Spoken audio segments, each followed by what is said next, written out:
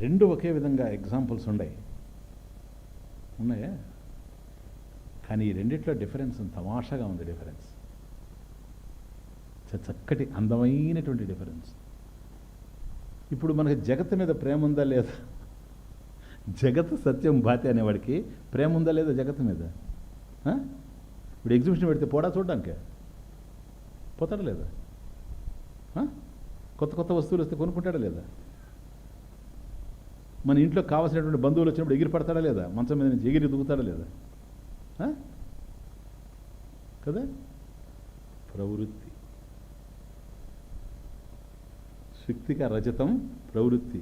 రజతం అది వెండనగానే వాడికి రాగం. దాని మీద శుక్తిక రజతంలో రాగం. రజు సర్పవత అది ప్రవృత్తి, ఇది నివృత్తి. అది ప్రవృత్తి, రెండు ఒకటే. అది ప్రవృత్తి, ఇది నివృత్తి. అది రాగం, ఇది ద్వేషం. క్లియర్? మనమైతే రజు సర్పవతు, మనకి ఏదైనా ఒకటే. ఆచార్యుల వారి కలం అది. అందువల్ల రజు సర్పవతు అందా, శుక్తిగా రజతం ఏదా. కాబట్టి వెండి అన్నప్పుడు అది నాకు కావాలనుకుంటున్నాడు, చూచారా? అది రాగం.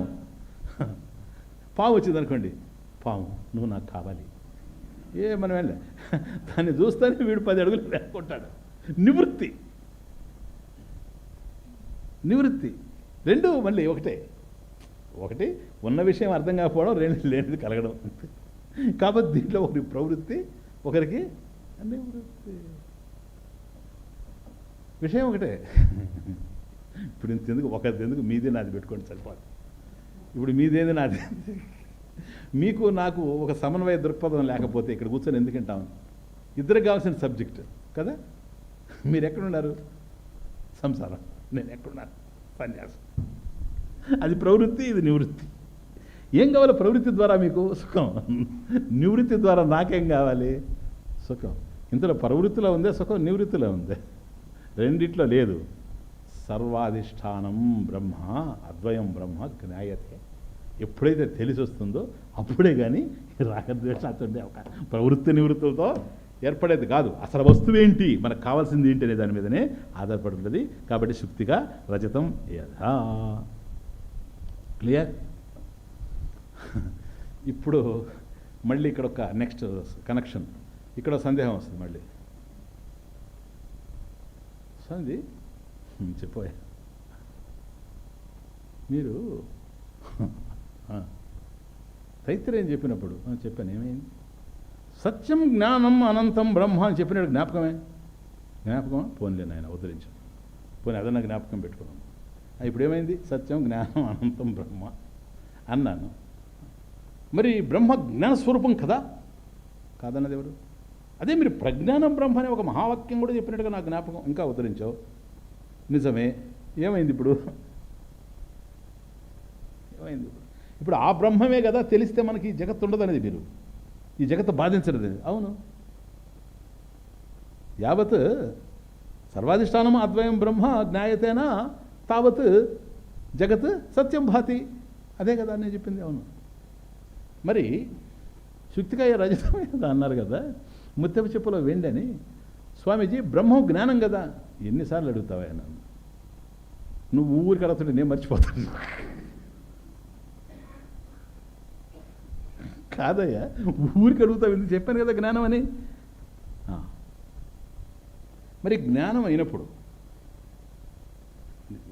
డౌట్ ఏంటంటే పూర్వపక్షిది అంతా జడత్వం ప్రాప్తం బ్రహ్మణ, జడత్వం ప్రాప్తం బ్రహ్మణ. వాడు చెప్పేదంటే ఇప్పుడు ముత్యపు చెప్పేవారు సర్వాధిష్టానం, అది తెలియకపోవడం వల్ల వెండి తెలుస్తూ ఉంది. ఇక్కడ సర్వాధిష్టానం ఎవరు? బ్రహ్మం. బ్రహ్మం తెలియకపోవడం వల్ల జగత్తు తెలుస్తూ ఉంది. మరి ముత్యపు చెప్పే జడం కదా. అవును, బ్రహ్మం కూడా జడమే కదా. ఇది వీడి కంపారిజన్. అందువల్ల జడత్వం బ్రహ్మణ ప్రాప్తం. కాబట్టి బ్రహ్మ ఇదిగో ఈ పెట్టె లాంటి వాడు, ఈ వాచ్ లాంటి వాడు. ఆయన తెలుసుకొని కూడా ఉపయోగం లేదు. జడత్వం ప్రాప్తం. అందువల్ల ఇప్పుడు కూడా ఉదాహరణ సుఖావబోధార్థం, అర్థం కావడం కోసం ఏకదేశీయం. ఒక లైన్లోనే దాన్ని అర్థం చేసుకోవాలి. కానీ దృష్టాంతం మనకి ఏదైతే ఉందో అది ఇంపార్టెంట్. సరే, ఆచార్యుల వారుండా దీన్ని కూడా దృష్టిలో పెట్టుకొని నాయన కాదు నాయన, జడత్వం నప్రాప్తం బ్రహ్మణ ప్రజ్ఞానం బ్రహ్మ ఇది ఎట్లాగో లెస్సన్ ఉపాదానేఖిలాధారే జగంతి పరమేశ్వరే సర్గస్థితి లయాన్ యాంతి బుద్బుదానీవ వారిణి. సర్గస్థితి లయాన్ యాంతి బుద్బుదానీవ వారిణి. బుద్బుదాని ఇవ బుద్బుదానీవ వారిణి ఇది సమాచారుడు.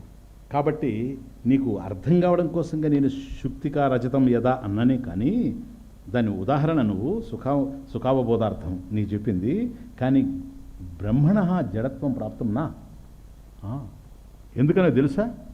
సర్వశక్తిమత్వం, సర్వజ్ఞత్వం, సర్వవ్యాపకత్వం, ఈశ్వర స్వరూపం పరమేశ్వర ఏంటి అంతటా నిండి నిర్వికృతమైనటువంటి వాడు.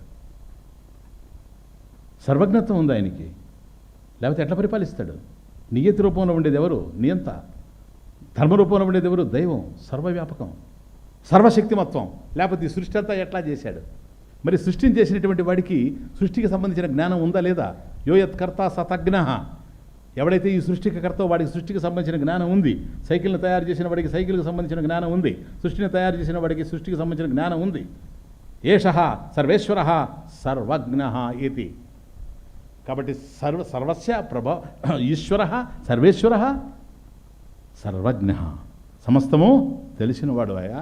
అందువల్ల జ్ఞానం కలిగి ఉన్నవాడే కానీ జడం కాదు. ముత్యపు చిప్పలాగా జడత్వం అనుకోవడానికి అవకాశం లేదు.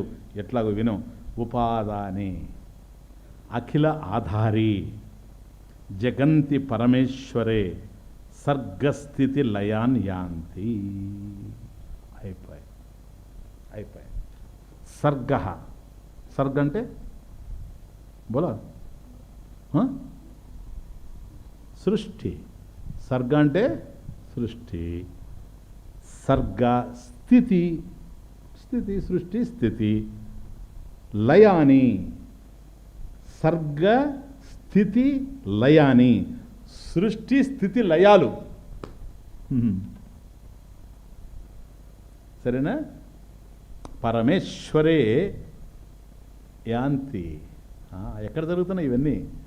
సృష్టి స్థితి లయాలన్నీ కూడాను పరమేశ్వరుని అంతే జరుగుతున్నాయి. ఏ సృష్టి దేనికి సంబంధించింది? లోకః. No జగంతి, లోకాహ plural.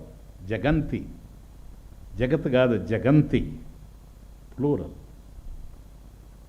లోకాలన్నీ అయ్యా లోకాహ. ఎన్ని లోకాలైతే ఉన్నాయని నువ్వు అనుకుంటున్నావో అన్ని లోకాలు జగంతి, సృష్టి స్థితి లయాని పరమేశ్వరే యాంతి.